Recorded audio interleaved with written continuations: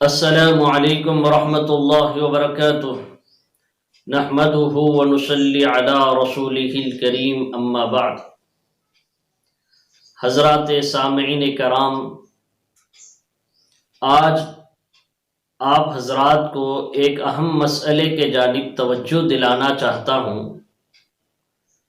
اور وہ یہ ہے کہ ہمارے علاقے کے کچھ گھروں کے لوگوں کا یہ خیال ہے کہ گھر میں صرف ایک فرد نے قربانی دے دی تو سب کی قربانی ہو جائے گی، حالانکہ اس گھر میں کئی لوگ صاحب نصاب ہیں۔ مثلا ایک گھر میں شوہر، بیوی، بالغ بچے بچیاں ہیں،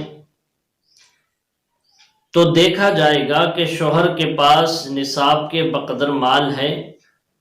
نصاب 52.5 تولہ چاندی، 7.5 تولہ سونا، یا اس کے بقدر نقدی یا مال تجارت یا ضرورت سے زائد چیزیں۔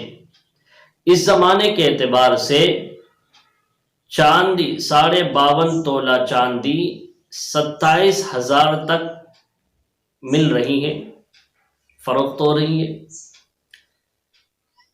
اس حساب سے اگر کسی کے پاس 27,000 کا سونا ہے، مثلا 1 تولہ سونا یا 1.25 تولہ سونا کسی کے پاس ہے، یا اکاؤنٹ میں 27,000 یا اپنے پاس 27,000 روپے موجود ہیں، یا تجارت کا مال ہے، یا ضرورت سے زائد چیزیں جن کی قیمت 27,000 کو پہنچتی ہے، تو اس بندے پر قربانی واجب ہوتی ہے۔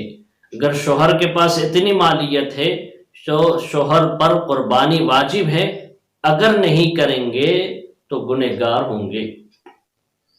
اسی طرح اسی گھر میں بیوی کے پاس بھی 1.25 تولہ 1 تولہ سونا ہے، یا 27,000 روپے کی نقدی پیسے یا اس کے بقدر سونا چاندی ہے، تو بیوی کے اوپر بھی قربانی واجب ہے، اگر نہیں کریں گے تو بیوی گنہگار ہوگی۔